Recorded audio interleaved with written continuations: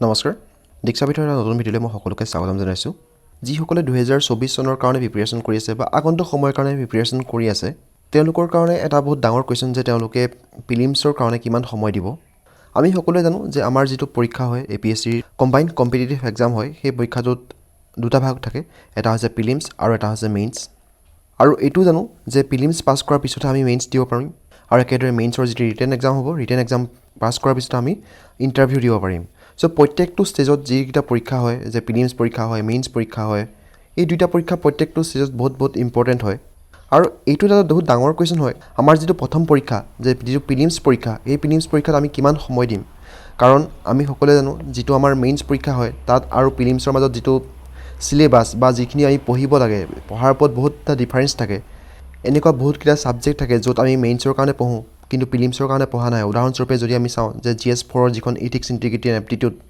এই পেপাৰখন কেৱল আমি মেইনছৰ কাৰণে পঢ়ো ইয়াতো আমি প্ৰিলিমছৰ কাৰণে নপঢ়ো একেদৰে GS1 ৰ যিখিনি সোসাইটি পাৰ্ট আছে GS3 ৰ যি ইন্টাৰনেল সিকিউৰিটি বা GS মেনেজমেন্টৰ যিখিনি পাৰ্ট আছে এই পাৰ্টখিনি কেৱল মেইনছৰ কাৰণে পঢ়া হয় তাৰ উপৰি মেইনছৰ যিখন সিলেবাস এখনটো বহুত ডাঙৰ এটা সিলেবাস হয় হেতু কাৰণে যদি আমি প্ৰিলিমছত বহুত বেছি সময় দি দিওঁ তেতিয়াতো আমি মেইনছৰ কাৰণে প্ৰিপাৰেচন ভালকৈ কৰিব নোৱাৰিম আৰু এনে নহয় যে আমি কেৱল মেইনছটোকে বেছিকৈ ভালকৈ পঢ়ি থাকিম কাৰণ আপোনালোকে নিশ্চয় দেখিছে যে 11 to 12 টাইম ক্যান্ডিডেট মাতে অৰ্থাৎ যিমানেই পোষ্ট নহওক কিয় কেৱল ইমানখিনি ক্যান্ডিডেট মাতিব সো কাট অফ মাৰ্কৰ ওপৰত বহুত ডিপেন্ড কৰি যাব সেই কাৰণে এটা সঠিক এটা সময় নিৰ্ধাৰণ কৰাটো বহুত ইম্পৰ্টেন্ট হৈ পৰে আৰু আমাৰ যিবোৰ ক্যান্ডিডেট আছে আমাৰ ক্যান্ডিডেটৰ এইটোৱে মিস্টেক হয় যে আমি কি কৰোঁ প্ৰিলিমছৰ কাৰণে বহুত বেছি এটা সময় দি দিওঁ প্ৰিলিমছৰ কাৰণে আমাৰ যেটো যিমান আমি প্ৰিপাৰেচন কৰোঁ সেই প্ৰিপাৰেচনৰ বহুত এটা বেছিভাগ সময় প্ৰিলিমছতে দি দিওঁ কিন্তু এটো কৰিলেও আমাৰ সুবিধাজনক নহব কাৰণ যদিহে চাই যে প্ৰিলিমছ যেটো হয় কেৱল ইয়াত আমি কোৱালিফাই কৰিব লাগে ইয়াৰ যেটো কাট অফ মাৰ্ক ধৰা হল 100 এ যাওক বা 75 এ যাওক ইয়াৰ যেটো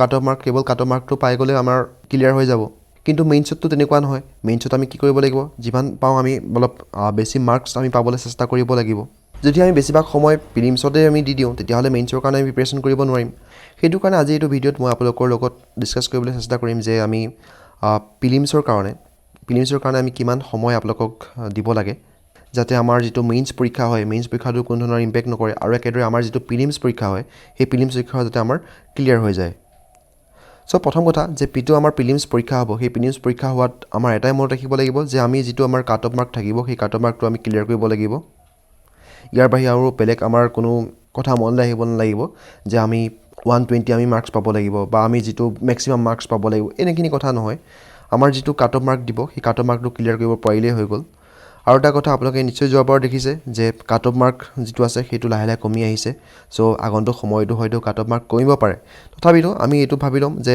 90 to 100 মাৰ্কছ আমি পালে হৈ গ'ল আৰু এটা কথা যে 90 to 100 মাৰ্কছ যদি আমি পালে হৈ গ'ল ইয়াৰ অৰ্থটো হৈছে এটো যে আমি কেৱল যদি আমি 50টা কোৱেশ্চন শুদ্ধ কৰিব পাৰো এটাও ভুল নোহোৱাকৈ যদি আমি 50টা কোৱেশ্চন আমি শুদ্ধ কৰি দিওঁ তেতিয়াহলে আমাৰ ক্লিয়াৰ হৈ যাব প্ৰিলিমছ এইটো কাৰণে আমি কি কৰিব লাগিব যে আমাৰ যেটো প্ৰিলিমছৰ কাৰণে পঢ়াৰ যেটো ষ্টাইল পঢ়াৰ যেটো আমাৰ দৃষ্টিভংগী সেই দৃষ্টিভংগীটো অলপ সলনি কৰিব লাগিব আৰু এইটো ওপৰত বেছ কৰি মই আপোনালোকৰ লগত গোটেই যেটো প্ল্যান সেই প্ল্যানটো এনেধৰণৰ বনাবলৈ চেষ্টা কৰিছো যেহেতু এতিয়ালৈকে পৰীক্ষাৰ কোনো ফৰ্ম ফিল আপ হোৱা নাই আৰু 2022 চনৰ যেটো পৰীক্ষা সেই পৰীক্ষাটোৰ ইন্টাৰভিউ হ'বলৈ বাকি আছে তাৰ তেওঁলোকে ৰিজাল্ট দিবলৈ বাকি আছে তাৰ উপৰি ফাইনেল ৰিজাল্ট দিয়াৰ পিছতো প্ৰায় তেওঁলোকে এমাহ ডেৰ মাহ সময় লয় সো আপোনালোকৰ হাতত এতিয়াও ভাবিব পাৰে যে প্ৰায় 4-5 মাহ সময় এতিয়াও আপোনালোকৰ হাতত বাকি আছে সেইকাৰণে মই কৈছো যে যদি আপোনালোকে চাই গোটেই টাইমলাইনটো এনেধৰণে আপোনালোকে ভাগ কৰিব পাৰিব যে ডিসেম্বৰলৈকে আপোনালোকে এটা ভাগ কৰি ল'ব পাৰিব জানুৱাৰীৰ পৰা last date of form fill up অৰ্থাৎ ফৰ্ম ফিল আপ যেতিয়া হ'ব তাৰ লাষ্ট ডেটলৈকে যেটো ডেট আছে সেই তেতিয়ালৈকে আপোনালোকে দুটা নম্বৰ ভাগ কৰি ল'ব পাৰিব প্ৰিলিমছ হোৱাৰ 2-3 মাহ মানৰ আগলৈকে আপোনালোকৰ এটা ডেট ভাগ কৰি ল'ব পাৰিব আৰু 2-3 মাহ মানৰ পিছৰ পৰা একেবাৰে যেটো প্ৰিলিমছ পৰীক্ষা হ'ব হেতুলৈকে এটা ভাগ কৰি ল'ব পাৰিব সো আপোনালোকে এনেধৰণে ভাগ কৰি ল'ব যে ডিসেম্বৰলৈকে আপোনালোকে এটা ভাগ কৰি ল'ব জানুৱাৰীৰ পৰা ফৰ্ম ফিল আপ যেতিয়ালৈকে হ'ব ফৰ্ম ফিল আপ হোৱালৈকে এটা ডেট ভাগ কৰি ল'ব আৰু একেদৰে প্ৰিলিমছ হোৱাৰ 2-3 মাহ মানৰ আগলৈকে এটা ভাগ কৰিব আৰু প্ৰিলিমছলৈকে যেটো আপোনাৰ শেষৰ ভাগ থাকিব সেইটো ভাগ থাকিব সো ইয়াৰ পিছত আহিব যে টাইম কিমান আমি সময় দিব লাগিব যেটো আপোনালোকে সকলোৱে জানে যেটো আমাৰ টাইম হয় সাবজেক্টিভ হয় কিছুমানে হয়তো আপোনালোকে ক'ব পাৰে যে কিছুমানে 10 ঘণ্টা পঢ়িব পাৰে কিছুমানে 5 ঘণ্টা পঢ়িব পাৰে হেতু সকলোৰে কাৰণে বেলেগ হয় তেওঁলোকৰ যেটো ৰিকোয়াৰমেন্ট তেওঁলোকৰ এনভায়ৰনমেন্ট এইখিনিৰ ওপৰত ডিপেন্ড কৰে তেওঁলোকে কিমান পঢ়িব পাৰিব সো এইটোৰ কাৰণে মই এটা সঠিক সময় কৈ দিব নোৱাৰিম যে আপোনালোকে 10 ঘণ্টা সময় পঢ়িলে ইমান ঘণ্টা সময় প্ৰিলিমছত দিয়ক, ইমান ঘণ্টা সময় মেইনছত দিয়ক, মই সেইটো কথা ক'ব নোৱাৰিম। আৰু সেইটো কথা কোৱাটো মোৰ বাবে সঠিক নহ'ব। মই এটা পাৰ্চেণ্টেজ হিচাপে ক'ম যে আপোনালোকে যিমান ঘণ্টা পঢ়িলে তাৰ 10% বা 20% তেনেকৈ ক'ম, যিটো আপোনালোকৰ সময় হয় সেইটো সময় নিজে উলিয়াই ল'ব পাৰিব। আৰু এনে নহয় যে এইটো যদি মই আপোনালোকক 10% কওঁ আপোনালোকে 10%হে পঢ়িব, এইটো আপোনালোকৰ নিজৰ ওপৰত ডিপেণ্ড কৰিব। মাত্ৰ আপোনালোকে এনেকুৱা এটা ৰেঞ্জৰ ভিতৰতে পঢ়িবলৈ চেষ্টা কৰিব, তেতিয়া আপোনালোকৰ সুবিধা হ'ব। সো যদি আমি সময়টো চাওঁ যে আমাৰ যিটো প্ৰথম ডেট দিছিলোঁ, প্ৰথম যিটো আমাৰ ভাগ আছিলে সেইটো আছিলে ডিচেম্বৰলৈকে। যিটো আমাৰ 2022 চনৰ যিটো পৰীক্ষা আছিলে সেই পৰীক্ষাটো সম্পূৰ্ণ হোৱাগৈ নাই। আৰু যিটো পৰীক্ষা হৈছিলে সেই পৰীক্ষাটোৰ ভাইভা কমপ্লিট হোৱাগৈ নাই, ৰিজাল্ট দিবলৈ বাকী আছে। সেয়েহে আপোনালোকে ক'ব পাৰে যে ডিচেম্বৰৰ আগত নতুন নটিফিকেশ্যন অহাটো সম্ভৱপৰ নহয়। সেইকাৰণে কি কৰিব, আপোনালোকৰ যিটো প্ৰিপেৰেশ্যন সেই প্ৰিপেৰেশ্যনত প্ৰায় 100% আপোনালোকে মেইনছৰ কাৰণে দিব। এই সময়ছোৱাত আপোনালোকে প্ৰিলিমছৰ কাৰণে কোনো ধৰণৰ পঢ়িবই নালাগে। যিমান পাৰে সিমানখিনি কেৱল মেইনছ পাৰ্চপেক্টিভৰ পৰা পঢ়ি যাওক। ডিচেম্বৰলৈকে যেতিয়া আপোনালোকে মেইনছৰ কাৰণে পঢ়িব তেতিয়াহ'লে আপোনালোকৰ বহুতখিনি মেইনছৰ চিলেবাছ ক্লিয়াৰ হৈ যাব। আৰু চেষ্টা কৰিব যে যিটো পৰীক্ষা হ'ব প্ৰিলিমছৰ পৰীক্ষাৰ আগত যাতে আপোনালোকৰ 2-3খন পেপাৰ যাতে এবাৰ হ'লেও আপোনালোকে কমপ্লিট হৈ থাকে, সেইটোৰ ওপৰত আপোনালোকে চেষ্টা কৰিব। চ' ডিচেম্বৰলৈকে আপোনালোকে কি কৰিব, কেৱল মেইনছৰ কাৰণে পঢ়িব, প্ৰিলিমছৰ কাৰণে ডিচেম্বৰলৈকে পঢ়িব নালাগে। জানুৱাৰীৰ পৰা যেতিয়ালৈকে ফৰ্ম ফিল আপ হ'ব, লাষ্ট ডেটৰ ফৰ্ম ফিল আপলৈকে আপোনালোকে কি কৰিব, যিটো মেইনছৰ কাৰণে আপোনালোকৰ পঢ়াৰ পাৰ্চেণ্টেজ, সেই পঢ়াৰ পাৰ্চেণ্টেজটো কমাই আনিব। 50 to 55% আপোনালোকে দিবলৈ চেষ্টা কৰিব। আৰু একেদৰে আপোনালোকৰ যিটো প্ৰিলিমছৰ কাৰণে পঢ়াৰ পাৰ্চেণ্টেজ, সেই পঢ়াৰ পাৰ্চেণ্টেজটো বঢ়াই যাব। 25 to 30% আপোনালোকে দিবলৈ চেষ্টা কৰিব। আৰু লাহে লাহে যেতিয়া প্ৰিলিমছৰ কাৰণে 2-3 মাহমান থাকিব, 2-3 মাহ আগৰ যিটো সময়ছোৱা হ'ব, সেই সময়ছোৱাত যিটো আপোনালোকৰ মেইনছৰ কাৰণে পঢ়ি আছিলে সেই মেইনছৰ পঢ়াৰ সময়টো আপোনালোকে কমাই লৈ আহিব। কেৱল 10 to 15% দিবলৈ চেষ্টা কৰিব। আৰু একেদৰে আপোনালোকৰ যিটো প্ৰিলিমছৰ কাৰণে পঢ়াৰ যিটো সময়, এই সময়টো পূৰা বঢ়াই লৈ যাব। আৰু প্ৰিলিমছলৈ যেতিয়া 2-3 মাহ থাকিব তেতিয়া আপোনালোকে মেইনছৰ কাৰণে পঢ়া বন্ধ কৰি দিব একেবাৰে। সম্পূৰ্ণ সময় কেৱল প্ৰিলিমছৰ কাৰণে দিব। আপোনালোকক এই যিখন ৰুটিনৰ কথা ক'লোঁ যে এনেধৰণে আপোনালোকে সময়খিনি ডিভাইড কৰি ল'ব, এইখন ৰুটিনে মই ফ'ল' কৰিছিলোঁ। আৰু মই এতিয়ালৈকে 3বাৰ প্ৰিলিমছ দিছোঁ আৰু 3বাৰে মই প্ৰিলিমছ ক্লিয়াৰ কৰিছোঁ। মই ইতিমধ্যে কৈছিলোঁ যে আমাৰ যিটো প্ৰিলিমছ হয় সেই প্ৰিলিমছত কেৱল আমি কোৱালিফাই কৰিব লাগে।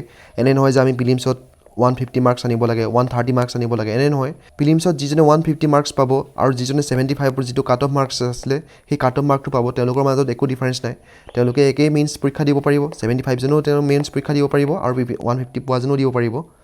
চ' এই সময়ছোৱাৰ ভিতৰত আপোনালোকে 150 মাৰ্কছ আনিবলৈ চেষ্টা কৰিব নালাগে। যিটো কাট অফ মাৰ্ক সেই কাট অফ মাৰ্কতকৈ অলপমান ওপৰত থাকিবলৈ চেষ্টা কৰিব লাগে। আৰু যিটো মেইনছৰ কাৰণে প্ৰিপেৰেশ্যন, সেই মেইনছৰ কাৰণে প্ৰিপেৰেশ্যন বেছিকৈ জোৰ দিব। সেইটো কাৰণে মই কৈছিলোঁ যে ডিচেম্বৰলৈকে যেতিয়া আপোনালোকে সময় যিহেতু আছে, চ' এই সময়ছোৱাত কেৱল মেইনছৰ কাৰণে প্ৰিপেৰেশ্যন কৰক। লাহে লাহে মেইনছৰ যিটো প্ৰিপেৰেশ্যনৰ পাৰ্চেণ্টেজ সেই পাৰ্চেণ্টেজটো কমাই আনক। আৰু প্ৰিলিমছৰ যিটো পাৰ্চেণ্টেজ সেই পাৰ্চেণ্টেজটো বঢ়াই লৈ যাওক। এনে বহুতখিনি ছাবজেক্ট থাকে যিবোৰ সাধাৰণতে অভাৰলেপিং হোৱা দেখা পোৱা যায়। উদাহৰণস্বৰূপে যদিহে মই কওঁ যে আপোনালোকে যেতিয়া GS 1 পঢ়িব তেতিয়াহ'লে ইয়াত আপোনালোকে হিষ্ট্ৰী পঢ়িব, ইয়াত আপোনালোকে জিঅ'গ্ৰাফী পঢ়িব। এই হিষ্ট্ৰী আৰু জিঅ'গ্ৰাফী দুইটাতে প্ৰিলিমছতো আহিব, মেইনছতো আহিব। গতিকে ভালদৰে যদি আপোনালোকে মেইনছটো পঢ়ে, প্ৰিলিমছত অলপমান আপডেট কৰিলে আপোনাৰ যিটো নোটছ হয় সেই নোটছটো প্ৰিলিমছৰ কাৰণে বনাই যাব পাৰিব। একেদৰে GS 2ত পলিটি সেইখিনিতো আপোনালোকে জানেই, প্ৰিলিমছত প্ৰতি বছৰে 15ৰ পৰা 20টা কুৱেশ্যন আহি আছে। GS 3ত ইকনমি আহি আছে, এনভাইৰনমেণ্ট আহি আছে, ছায়েন্স এণ্ড টেকন'লজিৰ পৰা কুৱেশ্যন আহিছে। আৰু GS 5ৰ যিখন অসম, সেই অসমখনৰ পৰা কুৱেশ্যন আহিছে। ইয়াৰ পৰা 30 to 35% কুৱেশ্যন আহি আছে। চ' আপোনালোকে মেইনছৰ কাৰণে বেছিকৈ ফ'কাছ কৰক ডিচেম্বৰলৈকে। আৰু ডিচেম্বৰৰ পিছত লাহে লাহে আপোনালোকৰ যিটো সময় সেই মেইনছৰ সময়টো কমাই আনিব। আৰু প্ৰিলিমছৰ যিটো সময় হয় সেই প্ৰিলিমছৰ সময়টো লাহে লাহে বঢ়াই যাবলৈ চেষ্টা কৰিব। চ' আজিলৈ ভিডিঅ'ত ইমানেই। আশা কৰোঁ আপোনালোকে ইয়াৰ পৰা কিবা এটা জানিব পাৰিলে। আৰু শেষত মই কওঁ, প্ৰিলিমছৰ GS 1ৰ কাৰণে মই ক্লাছ ষ্টাৰ্ট কৰিম, সম্পূৰ্ণ ক্লাছ থাকিব। ডেছক্ৰিপশ্যনত লিংক দিয়া থাকিব, তাত আপোনালোকে নামটো ৰেজিষ্টাৰ কৰি থ'ব পাৰে। যেতিয়া আমি ক্লাছ ষ্টাৰ্ট কৰিম তেতিয়া মই আপোনালোকক কণ্টেক্ট কৰিব পাৰিম। চ' ভিডিঅ'টো আজিলৈ ইমানতে সামৰিছোঁ। ধন্যবাদ।